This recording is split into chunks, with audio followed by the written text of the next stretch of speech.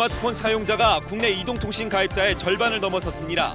아이폰이 국내에 시판된 지 2년 6개월 만입니다. 콩과 두부를 거의 매일 섭취하면 심혈관계 질환 발병 위험을 최대 27%가량 낮출 수 있다는 연구 결과가 나왔습니다. 통합진보당이 강기갑 원내대표를 위원장으로 하는 혁신 비대위를 구성하기로 했습니다. 하지만 당권파가 반발하고 있어 분당 위기가 고조되고 있습니다. 이명박 대통령이 한국 대통령으로서는 아웅산 테러 사건 이후 29년 만에 미얀마를 국빈 방문했습니다. 양국은 정상회담에서 외교와 경제협력 방안을 논의할 계획입니다. 안녕하십니까. OBS 경제플러스입니다. 첫 소식입니다. 스마트폰 사용자가 국내 이동통신 가입자의 절반을 넘어섰습니다. 2009년 아이폰이 우리나라에 소개된 지 불과 2년 6개월 만입니다. 김성현 기자입니다. 이동통신업계가 집계한 지난 11일 현재 우리나라 스마트폰 사용자는 2,672만 명, 전체 이동전화 가입자 5,255만 명의 50.84%로 국내 이동통신 가입자의 절반을 넘어선 수치입니다. 이는 지난 2009년 11월 우리나라에 애플 아이폰이 들어오면서 스마트폰 열풍이 시작된 지 2년 6개월 만입니다. 세계적으로도 유례가 없을 정도로 가파른 성장세입니다. 통신사별로는 SK텔레콤 가입자 2,650만 명 중에서 50.18%에 해당하는 1,330만 명이 스마트폰을 사용하고 있는 것으로 조사됐습니다. 또 KT 가입자 1,650만 명 중 53.33%인 880만 명이, LG U+ 가입자 955만 명 중 48.37%인 462만 명이 각각 스마트폰을 쓰고 있는 것으로 나타났습니다. 이처럼 스마트폰이 대중화된 것, 우리 사회가 이미 스마트 미디어 사회로 진입했음을 의미한다는 게 전문가들의 대체적인 시각입니다.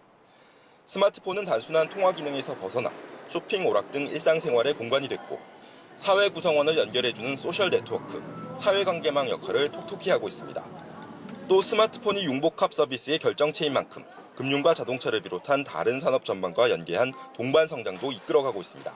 하지만 사용자가 늘어난 만큼 단말기 구입 비용과 가구당 통신 요금도 해마다 오르고 있는 점은 해결해야 할 숙제로 보입니다. OBS 뉴스 김성현입니다. 매일 콩과 두부를 먹으면 심혈관 질환으로 인한 사망 위험을 27%나 줄일 수 있다는 연구 결과가 나왔습니다. 생활경제 소식 이상희 기자입니다. 농림수산식품부와 국민대 연구팀이 성인 9천여 명을 상대로 분석한 결과 콩과 두부를 매일 먹은 사람은 심혈관 질환의 발병 위험이 27% 감소한 것으로 나타났습니다.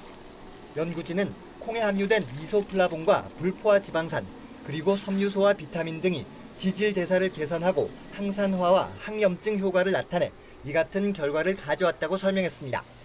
농식품부는 심혈관 질환 예방에 콩을 이용한 한식 요리들이 효과 있다는 사실을 입증했다며 앞으로 한식의 과학적 가치 규명 작업을 지속하겠다고 밝혔습니다. 농산물품질관리원이 내일부터 전국 미곡 종합처리장과 임도정 공장, 그리고 양곡 유통업체 등을 대상으로 양곡 표시 사항 이행 여부와 부정 유통을 집중 단속합니다. 품질관리원은 묵은 쌀을 최상급 햅쌀로 둔갑시키거나 원산지를 표시하지 않는 사례가 끊이지 않는다며 잠복, 추적 조사와 유전자 분석 등 첨단 과학 기법을 동원해 단속에 나서기로 했습니다. 인터넷 쇼핑몰 등 통신 판매 업체의 허위 또는 과대 표시와 광고도 조사하기로 했습니다. 여행 상품을 팔면서 경품에 당첨된 것처럼 소비자를 속인 여행 업체들이 적발됐습니다. 공정거래위원회는 레이디투어에 과징금 3,200만 원을 부과하고 제주 티켓에는 시정 명령 등을 내렸습니다. 두 회사의 상술에 속아 돈을 입금한 소비자는 4만여 명에 이르는 것으로 나타났습니다. OBS 뉴스 이상희입니다. 서울시가 토지 소유자나 주민 30% 이상이 해제를 요구한 서대문구 홍제사구역 등 18개 뉴타운 지역을 우선 해제하기로 했습니다. 서울시는 이런 내용을 담은 뉴타운 재개발 수습 방안을 발표했습니다. 또 추진위원회가 구성되지 않은 265곳에 대해서는 6월과 10월 두 차례에 걸쳐 사업성 여부를 판단하기 위한 실태조사를 실시하고 그 결과에 대한 주민 의견을 수렴해 최종 결정하기로 했습니다. 서울시는 물의 낙차를 이용해 전기를 생산하는 소수력 발전시설을 처음으로 난지 물재생센터에 설치한다고 밝혔습니다. 설치 규모는 200kW 한 기로 내년 하반기부터 460가구가 1년 동안 사용할 수 있는 연간 166만 킬로와트를 생산하게 됩니다. 서울시는 또 하수열 이용 등 미활용 친환경 에너지를 개발해 물재생센터 내 신재생에너지 이용률을 현재 30%에서 2014년 50%까지 높이기로 했습니다. 오늘 코스피 지수는 등락을 거듭하다 1913만 간신히 지켰습니다. 현대증권 김지훈 씨가 자세한 소식 전해드립니다. 오늘 코스피 지수는 3.4포인트 하락한 1913.73으로 마감됐고 코스닥 지수는 5.13포인트가 내린 488.53으로 끝났습니다. 코스피 지수는 보합권에서 출발을 했지만 중국의 지급준비율 인하 소식과 그리스의 연립정부 구성 실패 등 호재와 악재가 엇갈린 가운데 등락을 거듭하다 1913만 간신히 지키며 끝났습니다. 외국인은 9일 연속 매도 우위를 보인 반면 기관이 매수로 전환했고 개인도 힘을 더하며 지수를 방어했습니다. 오늘 업종별로는 통신과 보험, 전기전자 업종은 상승한 반면 증권과 은행 업종은 하락했고 의료정밀 업종은 가장 큰 낙폭을 보였습니다. 종목별로는 대장주 삼성전자는 8일 만에 반등에 성공했고 SK하이닉스도 2% 넘게 오르는 등 IT주가 상승세를 보였습니다. 또한 현대모비스는 외국인 매수에 힘입어 3% 넘게 오름세를 보였습니다. 지금까지 현대증권에서 전해드렸습니다. 이명박 대통령이 미얀마를 국빈 방문하기 위해 잠시 뒤 미얀마 수도 네피도에 도착합니다. 버마 아웅산 테러 사건 이후 29년 만에 대통령 방문인 만큼 이번 일정은 극비리에 추진됐습니다. 현재근 기자입니다. 이명박 대통령이 오늘부터 내일까지 이틀간 미얀마를 국빈 방문합니다. 미얀마 방문은 지난 1983년 전두환 전 대통령 이후 대한민국 대통령으로선 29년 만에 처음입니다. 이 대통령은 미얀마 수도 네피도에 도착해 공식 화장식을 가진 뒤 때인세인 미얀마 대통령과 단독 확대 정상회담을 갖습니다. 이 자리에선 한반도를 비롯한 동북아 지역 정세와 함께 국제 무대에서 두 나라가 어떻게 협력할지 전략적 공조 방안을 논의합니다. 또한 경제통상과 자원개발협력, 경제성장 공유 같은 실질적인 협력 방안에 대해서도 폭넓게 협의할 예정입니다. 오랜 군사 독재 끝에 50년 만에 탄생한 민간 대통령인 때인세인 대통령은 산업화와 민주화를 동시에 달성한 한국에 큰 호감을 가진 것으로 알려졌습니다. 특히 우리나라 새마을운동을 전수받도록 내각에 지시할 정도로 한국 배우기에 적극적입니다. 이 대통령은 이번 방문을 통해 지난 1975년 수교 이후 계속된 미얀마와의 우호협력 관계를 한 단계 더 발전시킨다는 계획입니다. 이 대통령은 이번 국빈 방문에서 미얀마 민주화운동의 상징인 아웅산 수치 여사와의 면담도 고려하고 있는 것으로 전해졌습니다. 베이징에서 OBS 뉴스 현재근입니다. 통합진보당 공동대표단은 전자투표로 치른 중앙위원회 안건이 의결돼 강기갑 원내대표를 위원장으로 하는 혁신 비대위를 구성한다고 밝혔습니다. 또 경선 비례대표 14명 전원의 사퇴안도 의결했지만 당권파는 중앙위원회가 원천무효라고 반발하고 있어 분당 국면으로 치닫고 있습니다. 새누리당은 내일 당대표 선출에 앞서 오늘 당원과 청년 선거인단을 대상으로 한 투표와 여론조사를 진행하고 있습니다. 민주통합당은 오늘 이해찬, 김한길, 강기정 후보 등이 대표 경선에 출마해 후보가 모두 7명으로 늘었습니다.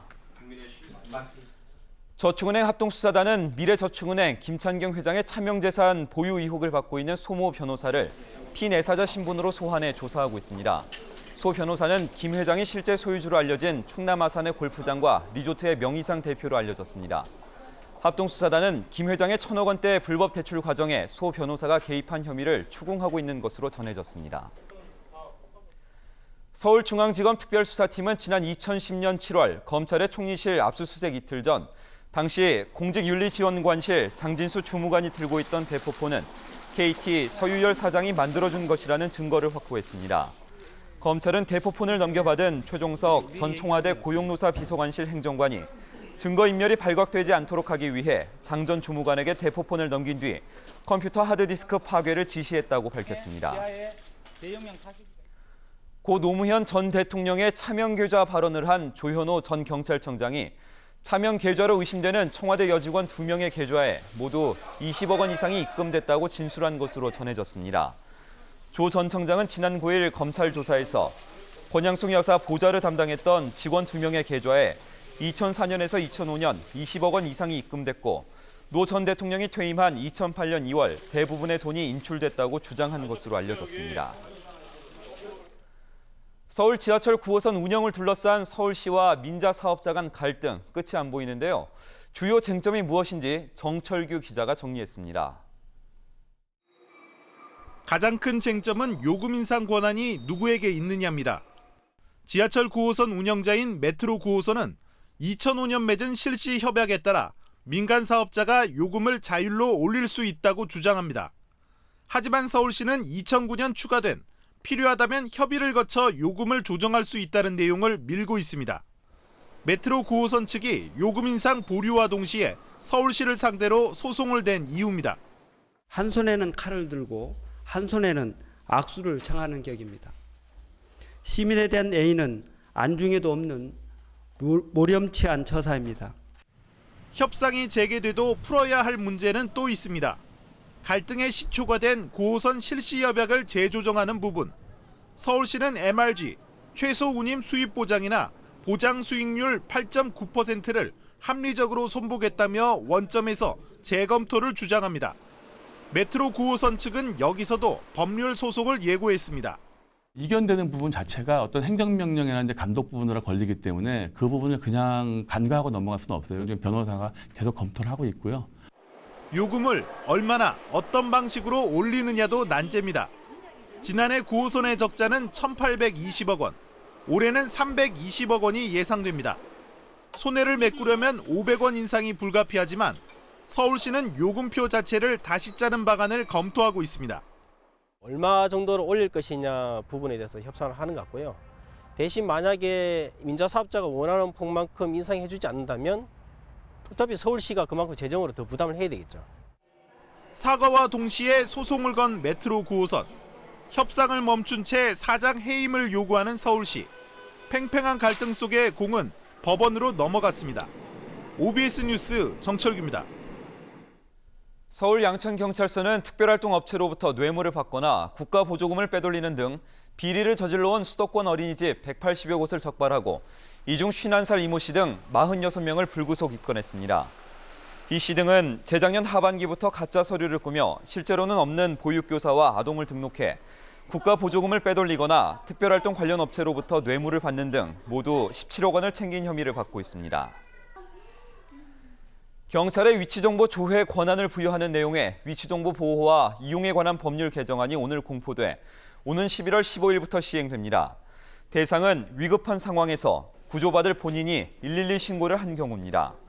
다만 본인이 아니더라도 보호자가 긴급 구조를 요청하거나 구조받을 본인이 제3자에게 전화나 문자 등으로 구조를 요청할 때에도 예외적으로 위치정보 조회가 가능합니다. 끝으로 날씨입니다. 중북부 지방의 비는 오늘 밤 대부분 그치겠지만 남부 지방은 내일 오전까지 비가 이어지겠습니다.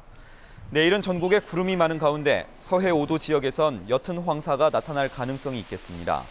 아침 기온은 서울 14도, 인천 13도, 낮 기온은 서울 21도, 인천 19도까지 오르겠습니다. 전화 상담만 받으셔도 가입하지 않아 국내산 스마트폰 거치대를 무료로 드립니다.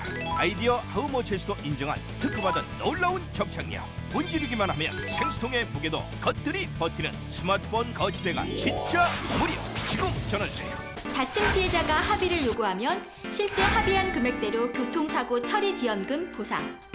벌금이 있으면 벌금도 보상해드리고 자동차 사고 변호사 선임 비용도 보상해드립니다. 실수로 남의 물건을 망가뜨리거나 화재가 났을 때, 남을 다치게 했을 때도 가족 일상생활 배상 책임 보상. 교통상해 후유장애 시 지급률에 따라 보상. 대중교통 이용 중 교통상해 사망 보상. 여기에 교통상해 입원 일당 입원비와 자동차 부상 치료비도 드립니다. 더 좋은 건요, 갱신이나 할증이 없어서 보험료가 만기까지 한 번도 오르지 않는다는 것. 그러니까 꼭 정부화재로 가입하세요. 잠깐! 택시기사, 레카 운전자, 긴급 자동차 운전자 등 직업 운전자를 위한 영업용 플랜 별도 가입 가능. 동부화재 다이렉트 운전자 보험. 전화 상담만 받으셔도 가입하지 않아 국내산 스마트폰 거치대를 무료로 드립니다. 지금 전화주세요. 단 이 보험의 일부 특약은 다수 계약 시 비례 보상되고 운전자 비용 담보는 음주, 무면허, 도주 사고 시 보상에서 제외됩니다. 080-993-0000 080-993-0000 이상으로 OBS 경제플러스를 마칩니다. 시청해주신 여러분 고맙습니다.